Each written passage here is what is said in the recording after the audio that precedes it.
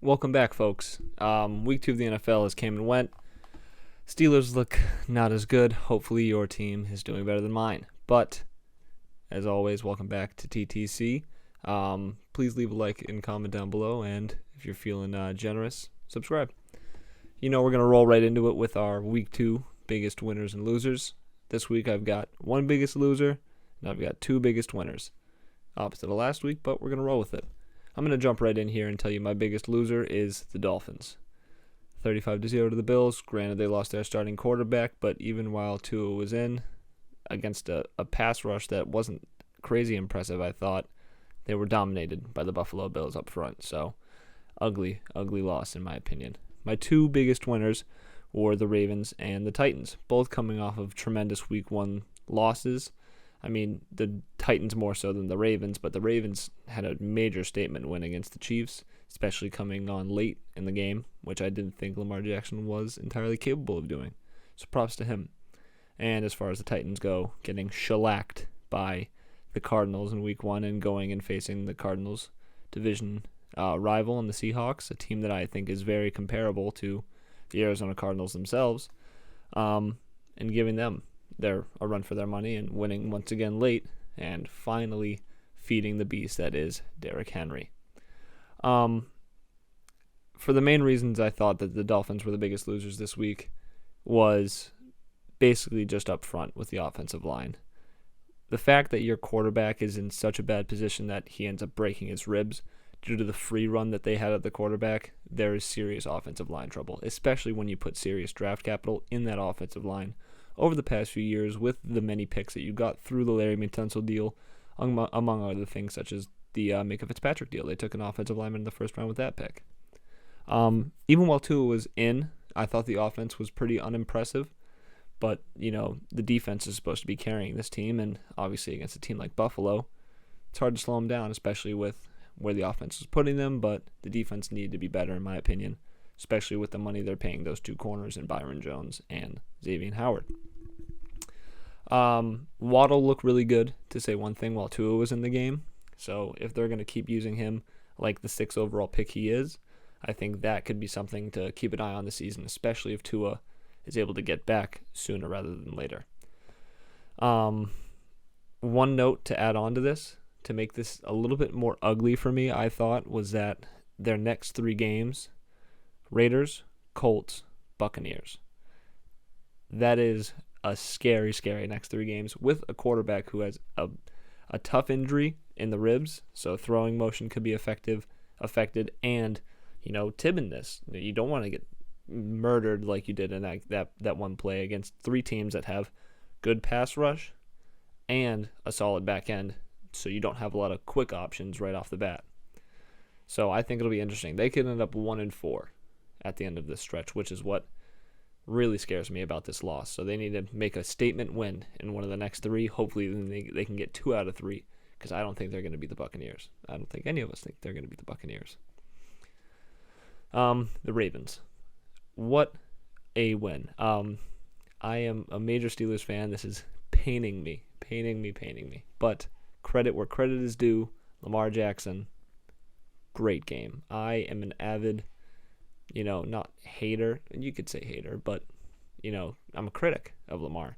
I don't think that, his play style is going to lead this team to a Super Bowl. The running quarterback, mainly running, obviously. There are some running quarterbacks who can be transcendent, and maybe he even is after that game.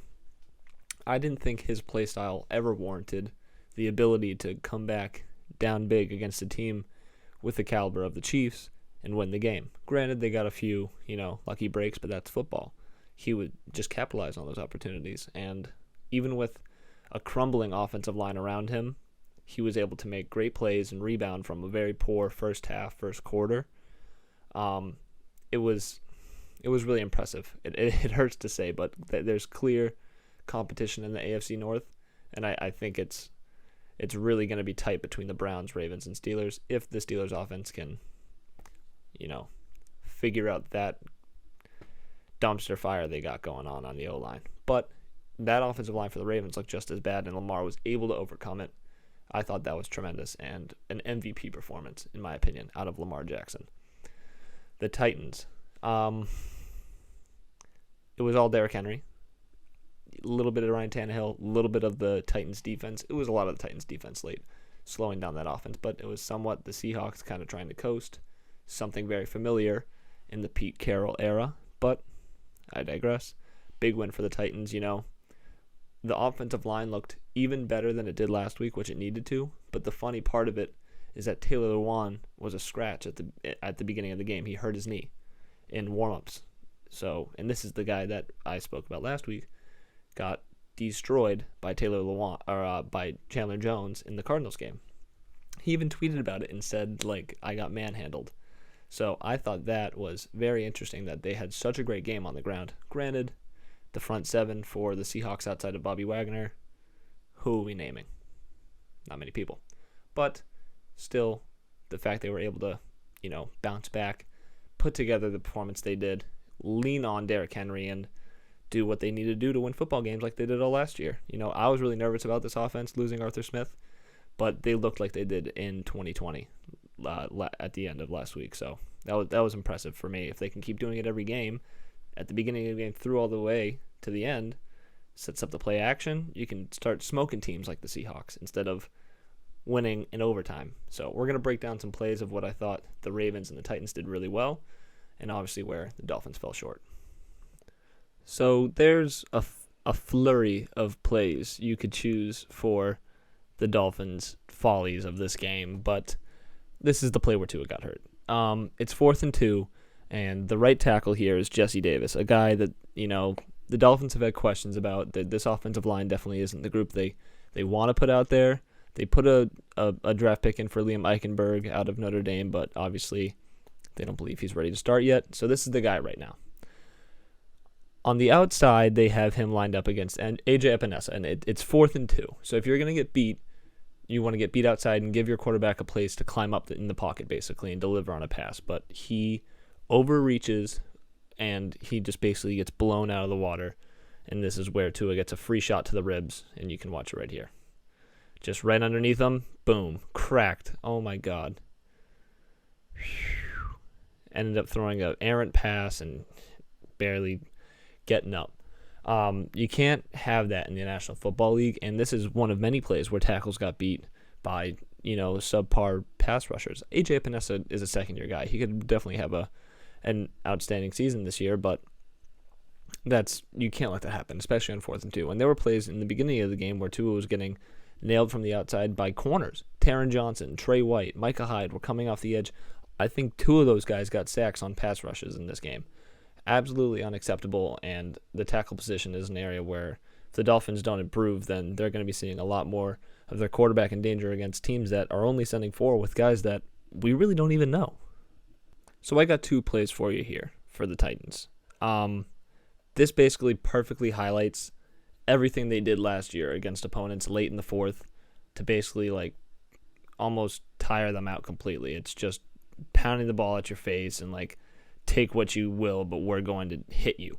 This front for the Seattle Seahawks says, please run it at us. Please run the ball. There's 8 guys in the box, including their monster safety and monster middle linebacker and Bobby Wagner. But basically what the Titans are going to do, it's 1st down, and it's beginning of the 4th quarter. They need a big play in the middle of the field. So watch this. Everyone's thinking run here. Adams goes right at the receiver. They find A.J. Brown open the middle. They did that all season last year with Arthur Smith. That's a perfect example of what the run game and Derrick Henry getting going late in the game can do for you. And the play right after this, what do you guys think they do? Same thing, 9 guys in the box. They don't care. Look at the seal by A.J. Brown. That is a great block by a wide receiver, first of all. And it just opens up a massive hole, and you let the best running back in football do the rest. You're not going to get him downfield, and you can't catch up with him. And he's 6'2", 270 pounds, and he's going to run you 250 pounds. I'm being overdramatic.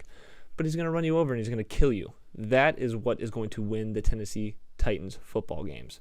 The offensive line looked awesome there. They sealed everybody in. A.J. Brown did the same thing, massive hole, and it's one-on-one with Derrick Henry with a DB, and then he's down the field doing the same thing all the way down. And every time that happens, what do you think happens with Derrick Henry? Touchdown. That is a perfect example of how Derrick Henry complements the play action and how the play action complements Derrick Henry. That defense is on its toes, up on the line of scrimmage constantly, and they still can't stop them. That is what is going to get the Tennessee Titans to the playoffs and possibly into a Super Bowl positioning. So I think this play right here actually is the play that really culminates the play calling, the skill of Lamar Jackson, just everything the Ravens did really well in this game to make it, a victory for them. Basically, it makes it so Lamar comes back in the shotgun against this loaded front, 11 guys in the box. Obviously, it's 3rd and goal. They think one of these two big hogs are going to get it and run it right up the middle. But someone's got to be accounting for Lamar Jackson. That guy is number 53. I think that's Anthony Hitchens on the far end of our screen there, lined up against Mark Andrews. And basically what this play does is it's trying to seal that edge defender, so there's either a DB chasing to get over to Lamar or a free run by Lamar. And everyone's seen it. This is the one where he flips into the end zone. It's naked. But watch the block by 89. This is why you pay Mark Andrews that money. He takes a snap, seals him inside, absolutely keeps him in, no chance of making a play. That is why you pay 89 money. Great play call. Brought everything together using the skill you have in your quarterback.